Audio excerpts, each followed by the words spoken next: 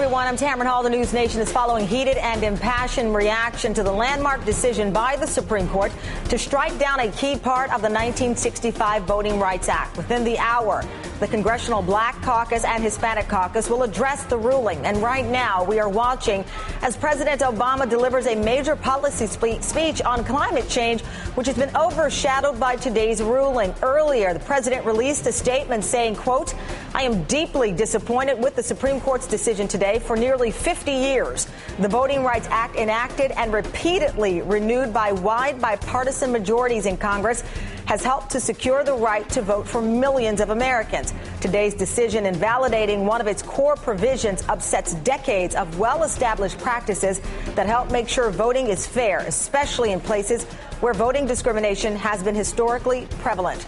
The law signed by Lyndon B. Johnson is widely considered the most important civil rights law in the country. In the past year, it has been invoked to stop a voter ID law in Texas and an early voting law in Florida. The vice president also reacted just moments ago. We're going to work with Congress in this effort, and the administration can do everything in our power to ensure fair and equal voting processes are maintained.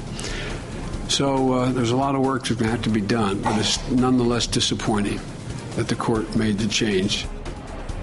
At the center of the court's 5-4 ruling is this map of 16 mostly southern states required to get federal permission before changing their voting laws because of a history of racial discrimination. But now the formula used to come up with this map has been found unconstitutional. Now, the case was brought by Shelby County, Alabama, against Attorney General Eric Holder. This afternoon, Mr. Holder expressed his disappointment. Now, like many others across the country, I am deeply disappointed with the court's decision in this matter. This decision represents a serious setback for voting rights and has the potential to negatively affect millions of Americans across the country. NBC's Peter Alexander joins me live from the White House with more. And obviously, Peter, the president giving his climate change speech right now. We will follow that and discuss the details that come out of this. But we knew from the beginning today that the Supreme Court would bring down a decision. And here this one is overshadowing what we're hearing from the president, who also expressed his disappointment in the ruling from the Supreme Court. Yeah, Tamron, that's exactly right. There was some anticipation by some quarters that the president may make some remarks about this ruling. That paper statement that you read a part of earlier is what we expect to hear from exclusively from the president on this very topic today. But some of the other points that he made in the statement that he put out just a short time ago was echoing what the Attorney General Eric Holder said, referring to this as a significant setback. He also said that voting discrimination still exists, acknowledging that it does not represent, this decision does not represent an end to the White House's efforts to end voting discrimination in this country. I spoke to some senior officials within the White House only minutes after the decision came out. In the words of one, this was, quote, "not a welcome decision." They acknowledge, though, that it does leave open the window for Congress to act on this topic. But that official acknowledged to me that that will be a difficult thing to do in their language, given the political dynamics that exist right now in Congress. Obviously, it's going to be a real challenge for them to make any real progress on this. All right. Tamron. Thank you, Peter. And joining me now, Democratic Congressman Elijah Cummings of Maryland. Congressman, thank you so much for your time. Good to be with you. I think it was Chuck Todd who first said earlier today or questioned whether or not this Congress is, quote, mature enough to make the correction curve the Supreme Court believes is necessary. What obviously he meant by that is we're watching, for example, immigration that may get through the Senate, but the House says it will block, and a number of other initiatives and issues that have been brought before this unpopular Congress and have basically floated away in the wind. What is your reaction to now that this is in the hands of Congress? Well, first of all, I believe that voting is a fundamental right and not just a privilege for a few people, chosen people. In that light, looking at Congress and the climate that we're in today, I think it's going to be a steep climb. But if Congress would just take a moment and step back to just 2006, when the Voting Rights Act was reauthorized, and we had 98 votes in the Senate and a unanimous vote in the House, and we simply go back to the way we felt a few years ago, we should be able to do it. But I'm not that optimistic. I want to be, but I see what's going on every day and in the House and in the Senate, and it's going to be a tough slog. Justice Ginsburg said that Congress's power to act is at its height. I want to play a little bit of what you said on the House floor February 25th when you gave impassioned remarks defending voting rights. Let's take a listen. Sadly, this country has witnessed very slow progress toward equality in voting. The reality is that in the year 2013, we're still fighting for the right to vote for all Americans. In election after election, discriminatory voting laws and exclusionary practices still surface. This past election cycle, we saw a new wave of efforts to suppress the vote. We saw racially motivated efforts to cut back on early voting. What you cited there in the examples that others have pointed out that we witnessed in Texas, Florida, South Carolina, sir, was not enough to change the court's opinion, at least the majority here. But the court agreed that there are still issues. However, Chief Justice Roberts pointed out in certain states, certain districts where African Americans had been, the vote had been suppressed in the past, there's a larger turnout, which was his example of the 65 Act working, but is not necessarily what we need today. Your response to that? Well, I think it's one thing for people to register, and it's one thing for people to have turned out in recent elections. But all he has to do is look at what has been happening all over this country in the 2012 election and the efforts to cut back on early voting, the ID laws, the unreasonable ID laws.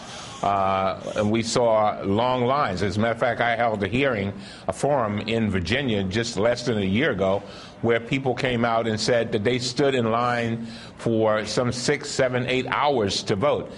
We're better than that. We're a better country than that. And so I think that if anything, this is a time where we need Section 4 and the entire Voting Rights Act intact completely. And we might even should be in a position to even add some areas that we want to look at. So this is not the time. But I must tell you that listening to the Attorney General, I was pleased to hear him say that he was going to do everything in his power to make sure that people are not discriminated against. This is so important that we guard our rights. And, sir, I should point out, we just learned, NBC News has learned that the Senate Judiciary Committee will respond to the Supreme Court ruling on the Voting Rights Act with new steps beginning next month. We don't have all of the details, and witnesses are to be determined, but the Senate Judiciary Committee will respond to the decision today. And I'm calling on Speaker Boehner to do the same thing. Okay. I think we should be united on this. All right. Thank you so much, Congressman, for your time. I really appreciate it. And joining me now, State Representative Jim McClendon, who represents Shelby County, the plaintiff in this case. Sir, thank you for your time as well. Yes, ma'am. Thank you, Ms. Hall, for having me on this glorious day. And you call it a glorious day. Tell me why this was an important win for you and your state. Well, it certainly takes a burden off of us that is totally outdated. The threshold for being subject to pre-clearance was set almost a half a century ago, and I'll tell you right now, Alabama's changed. This is a different state. We just went through redistricting for congressional districts, Board of Education, House and Senate districts, and the Department of Justice found no objection whatsoever. They found no sign of discrimination. And, in fact, the Supreme Court has not rejected any statewide law in Alabama in over 16 years. Well, let me ask you, though, what happened in 2006 when Shelby County was found guilty of redistricting under Section 5 of the Voting Rights Act? As I understand it, the district reportedly went from 80% black to 29% black in that redistricting under Section 5 where the state was found at fault here. What can you tell me about that? That was a city. That was not the state. The county of Shelby, right? Yeah, it was a city within the county, and didn't have anything to do with the way we run it at the state level. And that was straightened out. Now, listen, just because Section 4 has been put to the side, that does not mean that someone cannot file a lawsuit if they feel discrimination is going on. I think the Supreme Court has recognized vast progress made in Alabama and in the other states, the other 15 states and cities that were subject to this. And I personally am very proud of how far we in Alabama have come since those days back in the 50s and 60s. Well, let me ask you this. You're proud of your state, but do you believe that that can be said for all states, certainly those that were affected by the Voting Rights Act? I really cannot speak for the other states. I know what's going on in Alabama since I was involved in redistricting intimately. I know how that has worked. So as far as what the other states are doing, I really do not know that. All right, sir. Thank you for your time. I really appreciate you joining me. State Rep Jim McClendon out of Shelby County, Alabama, the county at the focus of this decision today from the Supreme Court. Joining me now, SCOTUS blog publisher and NBC News Supreme Court analyst Tom Goldstein, National Urban League president and CEO Mark Marial, and Kornbluth, deputy national editor at the Washington Post, and Penda Hair, co-director for the Advancement Project. Thank you all for joining me. Tom, let me start off with you here. You heard the state rep from Shelby County. He said, listen, Alabama is a different place. It is not the place it was in 1965. His reaction, obviously one of positive, because he feels that they've won here. Well, that's absolutely right. That's his perspective. It's a perspective that's shared by 5 justices on the Supreme Court, and that's what you need. It is not one that was shared by the overwhelming majorities in the House and the Senate when they reauthorized the Voting Rights Act. But the justices have said the list that was used in that Section 4 preclearance provision was outdated and needs to be updated and needs to be narrowed, and that's the next discussion. What will happen across the street from the Supreme Court in the Congress? Right, and that is, and you heard Elijah Cummings, partly optimistic, but then there's some skepticism of what can be done. With that said, Tom, the Supreme Court today acknowledged, though, that we are still not a perfect society, that there is still an opening and perhaps still are areas where this is an issue and something is needed to protect the vote of the people. We talked about Texas. We saw how this heated up right before the general election as well in November. Well, I do think it's important that the justices, even in the majority, recognize that there's a role for preclearance to play if you can come up with a narrower list. I think the grave concern of civil rights advocates is, come on, we have to be realistic about the politics of this. And can we imagine, and they hope we can, that a conservative House of Representatives, for example, would go state by state and say, Alabama, we're still going to subject you to this provision, but Louisiana, we are not. Congress did revisit this and broadly reauthorize the Section 4 list not that long ago, but a Supreme Court majority was not impressed. All right, let me bring in Mark Marial. The ACLU, Mark, sent out a tweet on this. It says, today, hashtag SCOTUS put up a roadblock that makes voting less free and fair. Congress must protect the right to vote. And as Tom pointed out, this really is about reflection on the Supreme Court decision and the ruling and what was said, but it is about the next move. Yeah, and the next move has to be very quickly to respond by creating either a new Section 4 or, if you will, a Voting Rights Act circa 21st century. I think what I want the viewers to understand is that Shelby County could have gotten out from under preclearance under Section 4.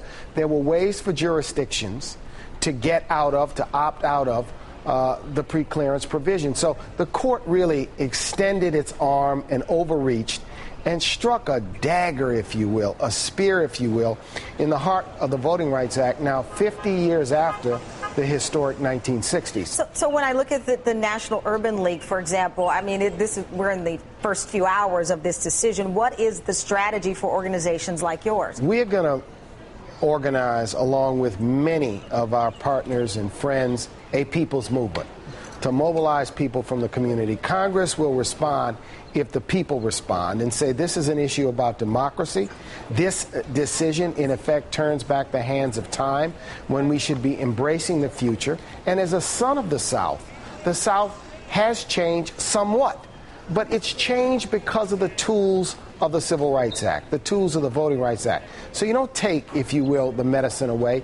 You don't take those things away that helped to bring about that change and expect that you're not going to have retrogression. Penda, let me bring you into the conversation. There have been other advocates who've said, listen, there are more than enough examples to point out where people, certainly when you look at early voting or even the long lines that we witnessed in Florida, where someone's vote is not in jeopardy, but certainly in great question, some of the laws and legislation that were proposed before November, that this will be an easy fight, if you will, to prove the necessity for a Voting Rights Act? Well, I believe that it will be an easy case to make because Advancement Project does work in these southern states all the time, and I'm actually from the South also. And while we do know that a lot of progress has been made, the legislatures in most of these southern states have not repented. They have not reformed. They are, in fact, sharpening their knives, waiting to make it harder to vote. For example, what is an example of that? In Texas, they have two issues right now, the redistricting case and the most restrictive voter ID in the country. They announced today that they're going to start implementing those tomorrow because the Supreme Court has removed the restrictions. In Virginia, it passed last year another very restrictive voter ID law after having the prior law approved by the Department of Justice. They decided they didn't make it difficult enough to vote. That would have had to be pre-cleared. Now they will presumably start implementing that in the next round of elections. And North Carolina is poised to be another state that is ready to pass a very, very restrictive voter ID law unless the legislature listens to the NAACP and the Forward Together movement, which is protesting and getting arrested down there every week. But these southern states, they seem ready to take away the vote of people of color rather than expand it. And let's talk about the politics of this. As the president said in his statement, he's deeply disappointed. He's called on Congress for action. But you and I know that whenever you use the word action in Congress, it is met with skepticism. Yeah, it's a little bit of a paradox these days. I mean, look, we obviously see certain members of Congress who want to act. You know, as I think you mentioned earlier, the Senate Judiciary Committee is saying that it wants to take steps. And when you have the president and the attorney general both calling for action and saying that they're deeply disappointed, that doesn't mean nothing. On the other hand, Congress has a hard time doing many things, including, as we saw recently, the Farm Bill, which you would have thought would have passed easily. Immigration is a struggle, although it's moving forward. Will this become a priority? If it did become a priority, could it pass? I think it seems like it's a very difficult long shot at this point, but it's obviously going to register and it's going to be at the forefront of their minds and going out from here. Well, I mean, this is perhaps a lengthy battle, if you will. You heard Mark Morial and other organizations. They plan to organize and, if you will, put pressure on members of Congress. But we've talked about this with the gun debate, the immigration debate. For every member of Congress who believes that some action be taken to the right, there's someone, for example, in the gun debate who's receiving a call from his or her constituents saying, fight background checks. I don't care what the national polls say. We'll get you in a second, Mark. But, Ann, let's talk about that.